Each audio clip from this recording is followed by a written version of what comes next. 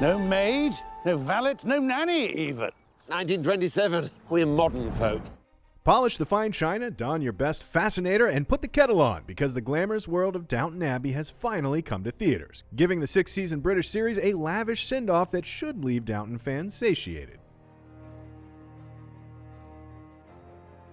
It's 1927, and the Crawley family are hosting the most prestigious of guests, King George V and his wife, Queen Mary, which provides a provocative backdrop for both Downton's servants and aristocracy as they scramble to prepare for the royal visit. Series creator and screenwriter Julian Fellowes' move from the small screen to the big screen, apart from its total runtime, doesn't try to drastically change Downton's tried-and-true formula. Directed by Downton alum Michael Engler, the movie feels like a 2-hour episode, which isn't a bad thing since the show already had a cinematic aesthetic, complete with long, sweeping views of the gorgeous Downton grounds and impressive tracking shots following the servants through the bustling downstairs corridors. Accompanied by longtime Downton composer John Lunn, whose melodious tunes evoke a feeling of grandeur that's appropriate for a film about royalty, this Downton adventure is a fitting continuation of its TV origins.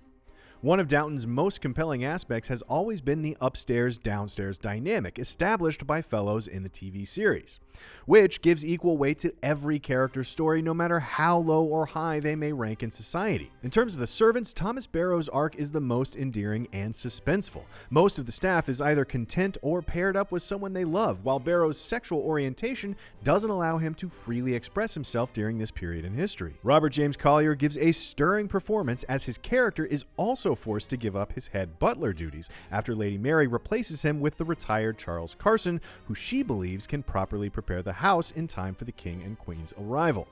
The comedic side of Downton kicks into full gear once the members of the royal household arrive. Watching the Downton staff try to outshine the royal servants provides some hilarious moments downstairs, but also upstairs when their squabbles spill into the view of the people they're serving. Upstairs, Maggie Smith's portrayal of Violet Crawley once again steals the show. The two-time Oscar winner is the Tyrion Lannister of Downton, as Fellowes has always given her all the best lines. She's just as sassy and clever as she was in the show, but also a bit more vulnerable this time around, especially when she's confiding in her granddaughter Mary about the future stability of Downton Abbey. Don't be surprised if you see Smith's name up for a nomination or two this award season. Downton Abbey also knows how to deliver on the glitz and glamour with enough dazzling displays of opulence and pageantry to satisfy any monarchist.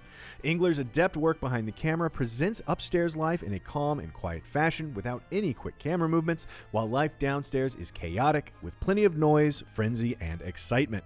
Downton Abbey's journey to the big screen serves as a fitting end to one of TV's most iconic families, if this is indeed the end. Will you have enough cliches to get you through the visit? If not, I'll come to you. Towards the finale of the film, Fellowes' script focuses too much on fan service by making sure everyone's story gets the fitting end it deserves, which results in a longer runtime than is needed. But if you're a fan of Downton, then you can rest assured that every character, from Mr. Molesley to Lady Edith, gets their moment to shine. The Downton Abbey film is definitely made for longtime viewers, so if you're a Downton newbie, be sure to binge all 6 seasons before stepping out with the Crawleys at the theater. For more movie reviews, check out what we thought of Jojo Rabbit and Knives Out, and as always, be sure to follow and subscribe wherever you like to watch IGN.